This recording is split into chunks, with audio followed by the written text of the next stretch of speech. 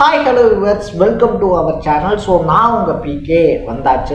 யார் அடுத்த தலைமை சீரியஸில் நம்ம இன்னைக்கு பேச போகிறவர் ரொம்பவே முக்கியமான ஆள் அப்படின்னே சொல்லலாம். ஸோ தன்னுடைய யூடியூப் சேனல் மூலயமா வந்துட்டு பார்த்தோம் அப்படின்னா திமுக, அதிமுக, அதை தாண்டி தாவேகா மாதிரியான உச்ச கட்சிகளுடைய தலைவர்களை விமர்சனம் பண்ணுறதா இருந்தாலும் சரி, அதை தாண்டி வந்துட்டு பார்த்தோம் அப்படின்னா மேடையில் அவருடைய கட்சி தலைவரான சீமான் இருக்கார் இல்லையா, அவருக்கு இணையாக பேசுகிறதா இருந்தாலும் சரி, தமிழக அரசியல் களத்தை எப்பயுமே ரொம்ப பரபரப்புக்குள்ளாக்கக்கூடியவர் அப்படின்னு சொன்னா கூட கரெக்டா இருக்கும் அப்படின்னே சொல்லலாம். சோ அப்படிப்பட்ட ஒருத்தர் தான் சாட்டை துரைமுருகன் அப்படின்னு சொல்லணும்.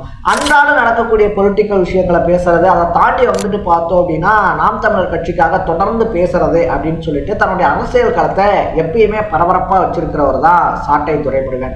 இன்னும் சொல்ல போனோம் அப்படின்னா திரு சீமான் இருக்கார் இல்லையா, அவரால் 2 முறை கட்சியில இருந்து விலக்கப்பட்டாலும் கூட மறுபடியும் கட்சியில தொடர்ந்து பயணிச்சு கொள்கை பரப்பு செயலாளர் அப்படின்ற பதவியோட வலம் வந்துகிட்டு இருக்கக்கூடியவர் தான் சாட்டை துரைமுருகன் அப்படின்னே சொல்லலாம்.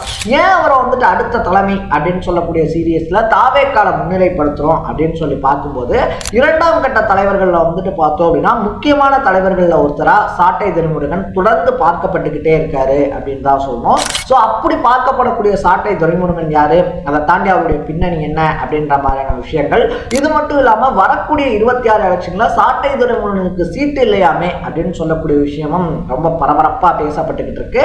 இதை பத்தி எல்லாம் தான் இந்த வீடியோவை நம்ம பேச போறோம். அதுக்கு முன்னாடி நம்ம சேனலுக்கு நீங்க புதுசா வந்திருந்தீங்க அப்படின்னா மறக்காம சேனலை ஃபாலோ பண்ணி சப்ஸ்கிரைப் பண்ணிக்கங்க. ஸோ ஃபர்ஸ்ட் ஆஃப் ஆல் வந்துட்டு பார்த்தோம் அப்படின்னா சாட்டை துரைமுருகன் இருக்கார் இல்லையா, இந்த நாம் தமிழர் கட்சி வந்துட்டு ரொம்ப பரபரப்பா இயங்கிக்கிட்டு இருந்த காலகட்டத்தில இருந்தே அதோட சேர்ந்து பயணம் பண்ணக்கூடிய ஒருத்தர் அப்படின்னு தான் சொல்லணும். ஒரு சில விமர்சனங்களை வந்துட்டு பார்த்தோம் அப்படின்னா சீமான் இருக்கார் இல்லையா, அவர் வந்துட்டு மறைச்சு வச்சாலும் கூட தொடர்ந்து மேடைகள்ல வந்துட்டு பார்த்தோம்னா திமுகவை அடிச்சு துவம்சம் பண்ணக்கூடிய ஒருத்தர் அப்படின்னே சொல்லலாம். கலைஞர் அவர்கள் ஆரம்பிச்சு, ஸ்டாலின் அவர்கள் ஆரம்பிச்சு, உதயநிதி வரைக்குமே வந்துட்டு பார்த்தோம்னா அவர் விமர்சனம் வைக்காத ஆட்களே கிடையாது அப்படின்னு தான் சொல்லணும். அதுவும் மேடைகள்ல வந்துட்டு பார்த்தோம் அப்படின்னா அவங்கள மாதிரியே பேசி மிமிக்ரி பண்றது இருக்கு இல்லையா, மிமிக்ரி பண்ணி பேசுறது, அதை தாண்டி வந்துட்டு பார்த்தோம் அப்படின்னா உணர்ச்சி வசமா பேசுறேன் அப்படின்னு சொல்லிட்டு அப்பப்போ ஒரு சில வார்த்தைகளை விடுறது. என்னதான் சீமான் அவர்களே வந்துட்டு பார்த்தோம் அப்படின்னா திருமாவளவன், ஐயா ராமதாஸ் இருக்காங்க இல்லையா, அவங்கள பற்றிலாம் பேசாத அப்படின்னு சொல்லி கேட்டாலும் கூட அதையெல்லாம் கேட்காம ஒரு சில மேடைகளில் பேசி வாங்கி கட்டிக்கிறது அப்படின்னு சொல்லிட்டு பல பன்முகங்களை வச்சிருக்கக்கூடியவர் தான் சாட்டை துரைமுருகன் அப்படின்னே சொல்லலாம். ஸோ ஒரு சில வருஷங்களுக்கு முன்னாடி வந்துட்டு பார்த்தோம் அப்படின்னா இவர் இப்படி தொடர்ந்து பேசிக்கிட்டு இருந்ததுனால பல டைம் சிறையிலையும் அடைக்கப்பட்டிருந்தாரு.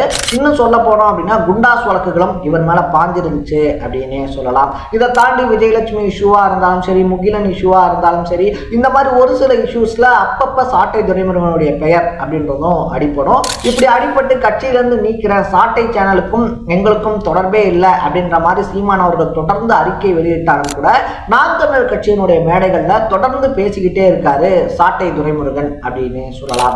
ஸோ அப்படிப்பட்ட ஒருத்தருக்கு 2026 சீட்டு இல்லை அப்படின்னு சொல்லக்கூடிய விஷயமும் ரொம்ப பரபரப்பா பேசப்படுது அப்படின்னு சொல்லலாம். ஸோ உண்மை என்ன அப்படின்னு சொல்லி கேட்கும் போது வந்துட்டு பார்த்தோம் அப்படின்னா பெரும்பாலான அறிமுகம் இருக்கக்கூடிய 2ஆம் கட்ட தலைவர்கள் இருக்காங்க இல்லையா, அவங்களுக்குலாம் வந்துட்டு பார்த்தோம் அப்படின்னா தொகுதின்றது அனௌன்ஸ் பண்ணப்பட்டுருச்சு. நம்ம இடும்பாவனம் கார்த்திகா அவர்களா இருந்தாலும் சரி, பாத்திமா பர்கானா அவர்களா இருந்தாலும் சரி, டைரக்டர் களஞ்சியம், கோவை கார்த்திகா, அபுபக்கர் அப்படின்னு சொல்லிட்டு ஃபெமிலியரான ஃபேஸஸ் அப்படி இருப்பாங்க இல்லையா, அவங்களுக்குலாம் வந்துட்டு பார்த்தோம்னா இவங்கெல்லாம் எந்தெந்த தொகுதிகளில் தான் போட்டிடுறாங்க அப்படின்னு சொல்லி அனௌன்ஸ் பண்ணிட்டாங்க. ஆனால் இன்னும் சாட்டை துரைமுருகன் எந்த தொகுதியில் போட்டிடுறாரு அப்படின்றத அனௌன்ஸ் பண்ணல. ஸோ ஒரு சிலர் என்ன சொல்றாங்க அப்படின்னு சொல்லி கேட்டோம் அப்படின்னா சாட்டை துரைமுருகன் இருக்கார் இல்லையா, அவர் வந்துட்டு இந்த டைம் அவருக்கு நாம் தமிழர் கட்சியில சீட்டு கொடுக்கப்படல அப்படின்னு சொல்லப்படுது. இன்னும் ஒரு சிலர் வந்துட்டு பார்த்தோம் அப்படின்னா இல்ல சீமான் இருக்கார் இல்லையா, சீமான் எப்படி காரைக்குடி தொகுதி அப்படின்றதுல போட்டிடுறாரோ அதே மாதிரி வந்துட்டு பார்த்தோம் அப்படின்னா சாட்டை துரைமுருகனும் ஒரு முக்கியமான தொகுதியில போட்டிடுறாரு. அதை சஸ்பென்ஸா வச்சிருக்காங்க. அதை வந்துட்டு சீமானுக்கான தொகுதி அப்படின்றத அனௌன்ஸ் பண்ணும்போது சாட்டை துரைமுருகனுக்கான தொகுதி அப்படின்றத அனௌன்ஸ் பண்ணப்படும் அப்படின்னு சொல்லப்படுது. ஸோ இதுக்கு மத்தியில வந்துட்டு பார்த்தோம் அப்படின்னா சாட்டை துரைமுருகன் அவர்களே நீங்க எந்த தொகுதியில போட்டியிட போறீங்க அப்படின்னு சொல்லி ஒரு பேட்டியில கேட்கப்பட்டதுக்கு தாவேகாவினுடைய தலைவராக இருக்கக்கூடிய விஜய் இருக்கார் இல்லையா, அவர் எந்த தொகுதியில நிற்கிறாரோ அதுல தாங்க நான் போட்டி போடுவேன் அப்படின்ற மாதிரி பேட்டியெல்லாம் கொடுத்திருந்தாரு. அதாவது விஜய் எந்த தொகுதியில நிற்கிறாரோ அதுதான் என் தொகுதி, அவர் எதிர்த்து தான் நான் நிற்க போறேன் அப்படின்ற மாதிரி பேட்டிகள்லாம் கொடுக்கப்பட்டிருந்துச்சு. ஆனா ஒரு சில அரசியல் விமர்சகர்கள் என்ன சொல்றாங்க அப்படின்னு சொல்லி கேட்டோம்னா, சாட்டை யூடியூப் சேனல் மூலமா வந்துட்டு தொடர்ந்து பார்த்தோம் அப்படின்னா அதிகப்படியான விமர்சனங்கள் பேசாத அப்படின்னு சொல்ற விஷயங்களை கூட வந்துட்டு தொடர்ந்து சாட்டை துரைமுருகன் பேசிக்கிட்டே இருக்கிறதுனால இந்த எலெக்ஷன்ல அவருக்கு சீட்டு கொடுக்க சீமான் விரும்பல அப்படின்னு சொல்றாங்க. இல்ல இந்த எலெக்ஷன் இருக்கு இல்லையா, இந்த எலெக்ஷன்ல வந்துட்டு நான் போட்டிடுறேன் அப்படின்னு சொல்லிட்டு சாட்டை துரைமுருகனும் பெரிய அளவுல சீட்டு கேட்டு அடம் பிடிக்கல அப்படின்னு சொல்லப்படுது.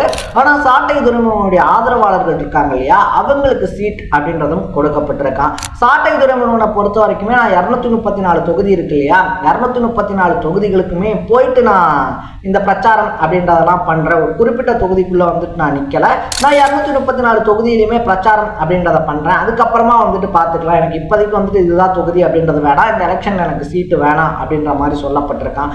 அதை தாண்டி சீமான் அவர்கள் நிற்கக்கூடிய தொகுதி இருக்கு இல்லையா, மற்ற எல்லா தொகுதியிலையும் நான் பிரச்சாரம் பண்றேன். ஆனா அண்ணன் சீமான் நிற்கக்கூடிய தொகுதியில மட்டும் இந்த களப்பணி அப்படின்னு வந்துட்டு சொல்லுவாங்க, அதாவது தேவையான விஷயங்களை ஏற்பாடு பண்றது, அடுத்த கட்டத்தை கொண்டு போறது அப்படின்னு சொல்லிட்டு அந்த மாதிரியான களப்பணிகளெல்லாம் நான் பண்றேன் அப்படின்னு சொல்லிட்டு ஒத்துக்கிட்டதுனால அவரே முன் வந்து எனக்கு சீட்டு வேணான்ட்டாரு அப்படின்னு சொல்லப்படுது. ஆனா இன்னும் ஒரு சிலர் என்ன சொல்றாங்கன்னா, சாட்டை வந்துட்டு அப்படி சொல்லக்கூடியவராங்க, சும்மா பேச்சிலேயே வந்துட்டு பார்த்தோம் அப்படின்னா சேட்டை பிடிச்ச பயசார் அப்படின்ற மாதிரி தொடர்ந்து பேசிக்கிட்டே இருப்பாங்க.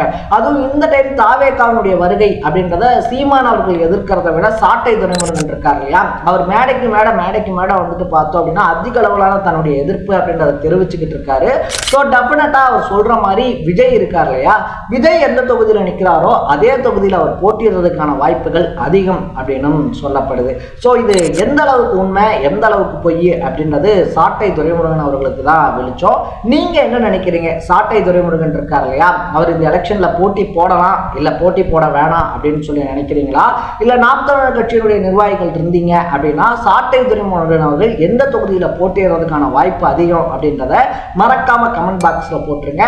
நாங்களா பார்க்கக்கூடிய வியூவர்ஸ் சாட்டை துரைமுருகன் இந்த தொகுதியில போட்டிட்டா நல்லா இருக்கும் அப்படின்னு சொல்லி நினைச்சீங்கன்னா அதையும் கமெண்ட்ல போட்டு மறக்காம சேனலை ஃபாலோ பண்ணி சப்ஸ்கிரைப் பண்ணிக்கங்க. நாளைக்கு இதே மாதிரி இன்னொரு இன்ட்ரெஸ்டிங்கான வீடியோவோட சந்திக்கலாம். Tata, bye by.